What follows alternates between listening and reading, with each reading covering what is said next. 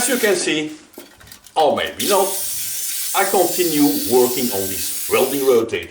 And I started today on the cover. And in this cover I made this hole to be able to install the motor governor. It's marked here. And it seems to work. And my first idea was to use this 12 volt power supply, but external. So just plug in two bananas here and then power the thing up. But I think it's gonna be complicated, because if I wanna move this old thing, I have to move this, and then you have the wires in the way and all this. So maybe it's a better idea to put all the things that's inside here, put them inside here. So let's take this thing apart.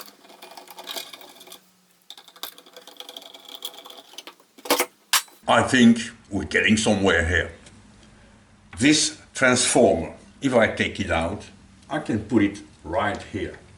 Just enough room.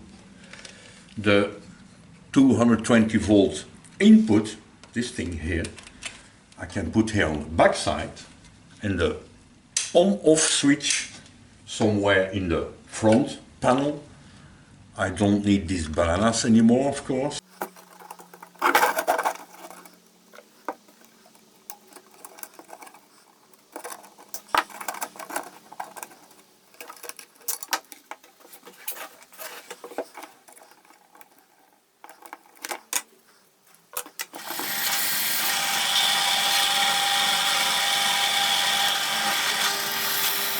I'm doing a little bit of electrical components layout here. So the transformer comes here, because the holes are already drilled. The 220 volt in, where is my, here it is. This one, connection 220 volt, I will mount right here, because here's a nice little spot. And the rectifier, I only need these 4 diodes, I don't need this whole plate. And on here is also a fuse. So my idea is to cut this plate, you go there, this part of the plate I don't need, this one I can also cut off, because I have here a cute little fuse holder that I can mount next to my 220 volt come-in cable connection thing here. That would be nice. But maybe it's a good idea to check if the thing still works. Yep, all good.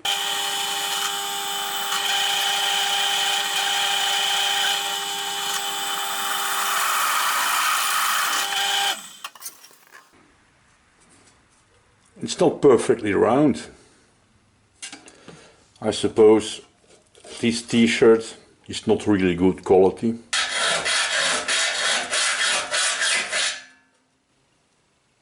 Man, that's primitive.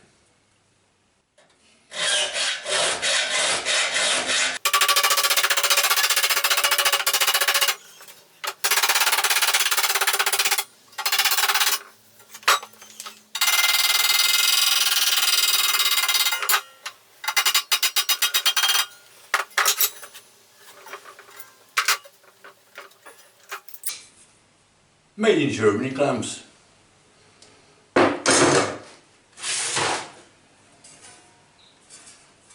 And this is where I am so far. 220 volt connection, not fixed yet. The transformator, of course. After comes the full bridge rectifier and the speed control. But I think to make all these electrical connections, it will be easier if I take the top part back apart.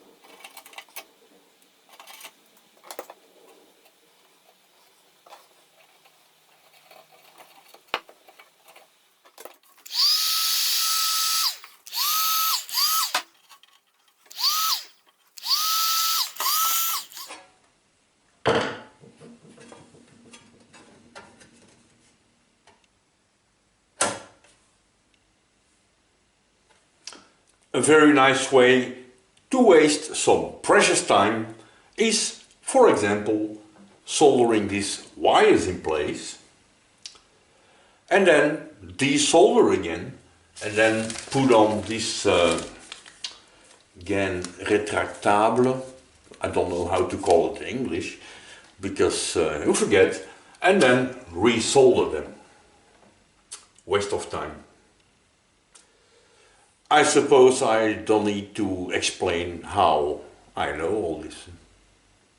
Right, let's give this thing a try.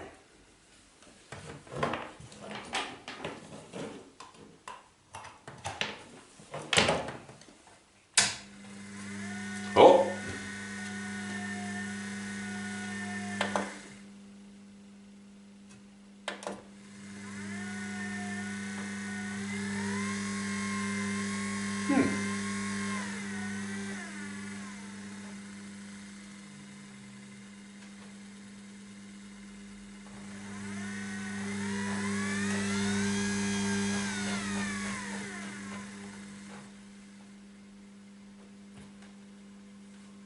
Success! To install the negative clamp of my welder here on this point, first I thought maybe use this piece of wire, but I think it's not thick enough.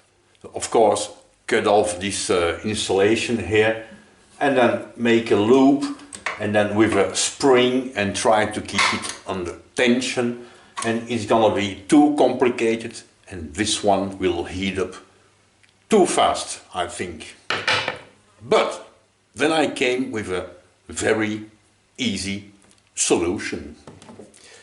Because the clamp itself is brass or something, I think.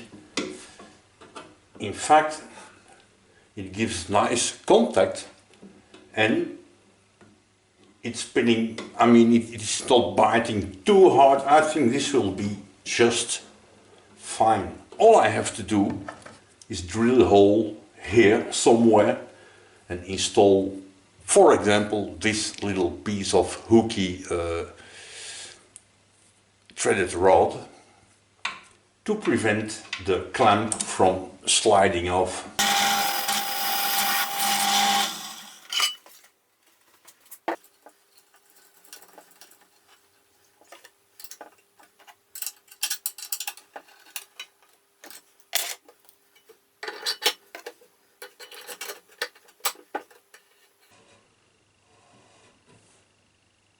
The whole thing is reassembled, and all that's left to do now for this part is to make the cover for the backside.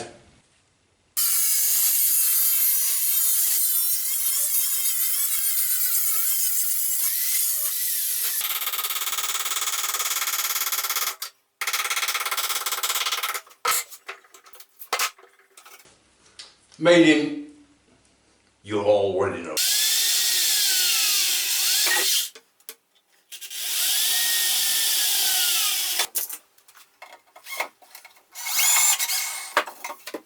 I think it came out well so far.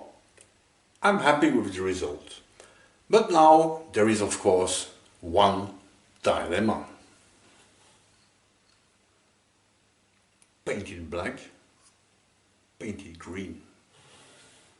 I don't know. But put it in the comments what will be your favorite, and then we'll paint it in your favorite. Of course, I still have to make the kind of tailstock that comes here, but that will be in the next video, because, as promised in a previous video, I will talk a little bit about my day job in the inland barging, and I will do this in several smaller episodes, not to annoy all the people that are not interesting. And this first episode is called Where the Hell Are We? Imagine for a moment that you are on a sea vessel. Of course we do only inland, we never go to sea, but I have to start somewhere. On a sea vessel, and you're heading to Antwerp for cargo operations and also for bunkering. Now, to plot the position of your ship, now these days it's very easy because everyone uses this kind of GPS. In the sea vessel norms it's a AIS system, but the visual systems, the buoys and the lights and all these things, they are still in use every day. And when you're working on a ship, you're always very happy to see, to confirm what your computer is telling you. So I hope all these lights will never disappear, because they still are very, very useful. So as we said, we have to go to Antwerp. In Antwerp, the only way to go there with a sea vessel is of course Schelde, this way. Now, distance between the port of Antwerp and here, the beginning of the river, is about 80 kilometers. In inland barging we speak kilometers and not sea miles, of course. And we have a map.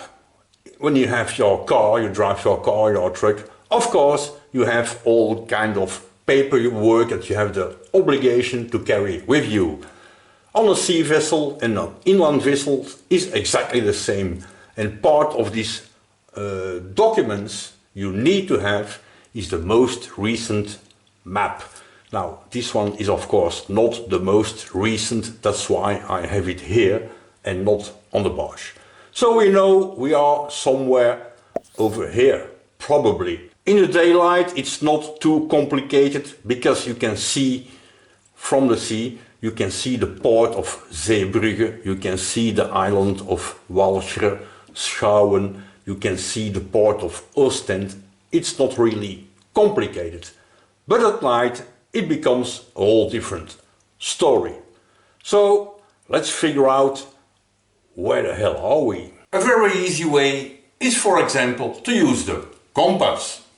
Compass that I don't have, but I'm sure you get the point. And we start plotting, and we see, for example, at an angle of 205 degrees we have a flashlight.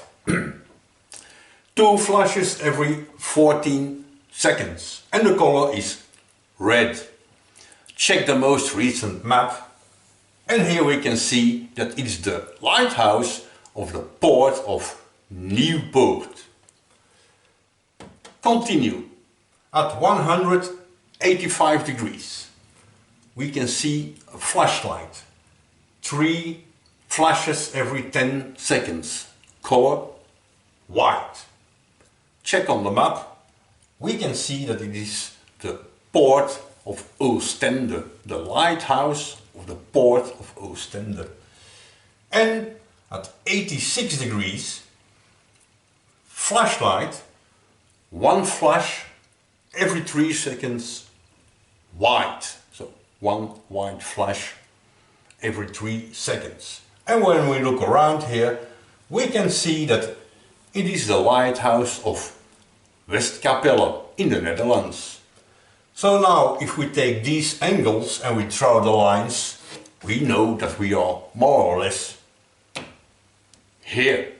So all we have to do is heading more or less east, and we will automatically enter in the river. From the moment we're on the river, it's important to be a little bit more precise. You know, on the sea there's lots of space for everyone. The river gets smaller. Now, in the beginning of the river, I don't have the right map of it, but the river itself starts at more than 5 kilometers of width. So there still is room for everyone, but there's also many other ships, of course. Now, from the moment you go upstream, the indications are always green on the right side and red on the left side. You enter the river, you enter a canal, you enter a lock or a port or whatever, green, right side. And the buoys, they are green triangular like a Christmas tree, and the reds are more or less square. Because sometimes visibility is really bad and you cannot really make out the colors of the buoy themselves, so you can still see the shape of the buoy. And here in this picture you can also see completely on top of the buoy, the white thing you see is a radar deflector, and just below it the small little thingy, this is the flickering light. Talking about lights, for example, this little map here. If we go from here in that direction, we can see that indeed on the right hand side there are the green buoys, triangle, Christmas tree, yeah. And there's light, because there's this little signal light on the map. And this one, for example, lights up every 8 seconds. And the next one lights up every 5 seconds for at least 2 seconds.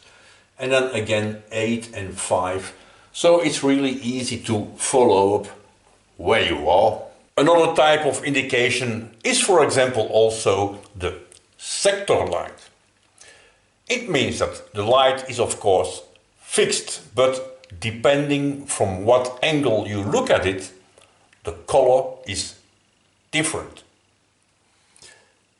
This one here, for example, has a almost completely red sector. The middle part, a small tip, is green. And left and right of the green sector is a white sector that is clearly marked here on the map. Which means we come from here and we want to go up there. So navigate, follow the green buoys, and we see the indication. First it becomes white, before this it was red. You come in the green sector, get ready to turn. We're now in the white sector.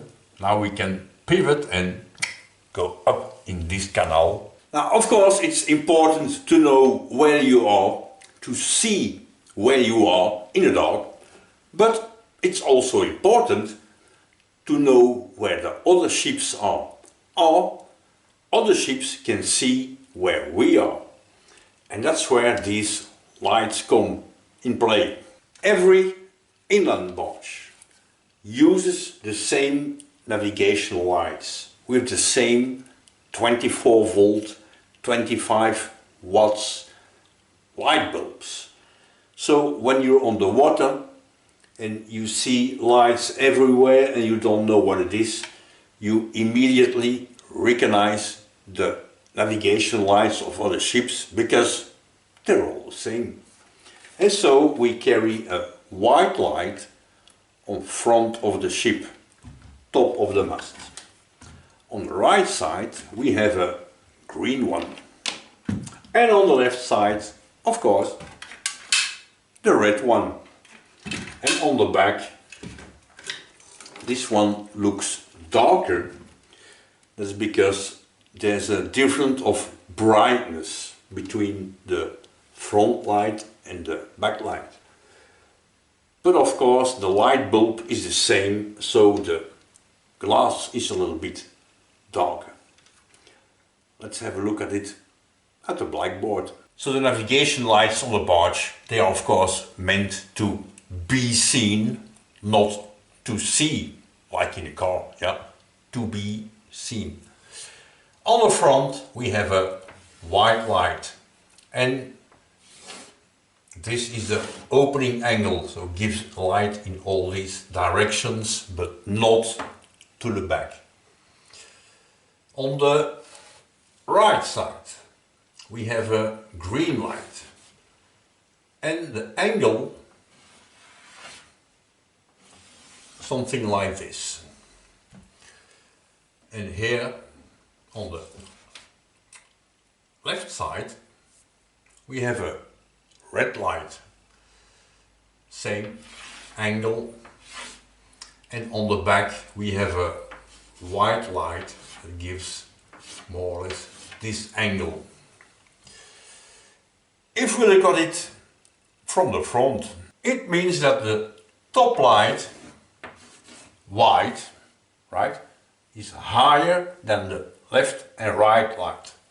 So here we have green and here we have red.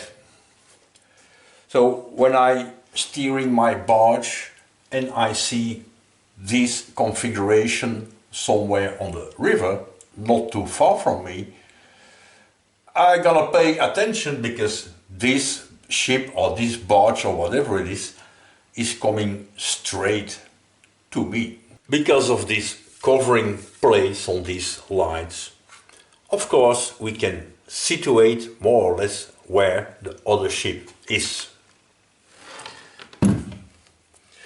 If I am, for example, here, I can see red because I am inside the red angle. I can see white. I cannot see green and I cannot see the little white light, the smaller white light on the back. So I know that this ship or this barge is moving this way. If I am, for example, on the other side, here, I will see white on top, on front, and I will see green. No red, no white on the back side. Everything in this angle behind here, I see only the not so bright white light, so I know this ship is sailing away from me. If I see white and green and red at the same time, this ship is coming towards me, right? If we look at it at 90 degrees, so for us there's no problem, but still pay attention because we can still see the red light and the white light. This one looks maybe a little bit special, but it isn't, because when I'm not navigating, my ship is at anchor, for example, we turn off all navigation lights and we turn on this one. Only one white light that gives light all around. As you can see, this is a very small light bulb, 6 volt. And the thing works with a Fresnel lens. And the fun of Fresnel lenses is that they direct all the light in one direction.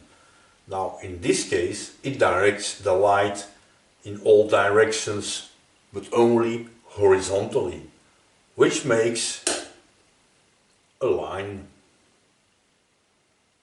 And this one is an old thing. Normally there's one big battery, so if you stop engine, if you stop everything, you can use this one only using on the battery. But of course on modern barges we don't use this anymore. Since about always I've been fascinated by all these light systems, these lighthouses and buoys and these flickering things, and what the hell does it mean? And now that I know, I still found it fascinating. So I hope you found it a little bit interesting, and if you have some questions, please put it in the comment section and I will try to answer. And of course there's way more things to tell about inland barging, but that will be in next upcoming episodes. And these are of course also Fresnel lenses.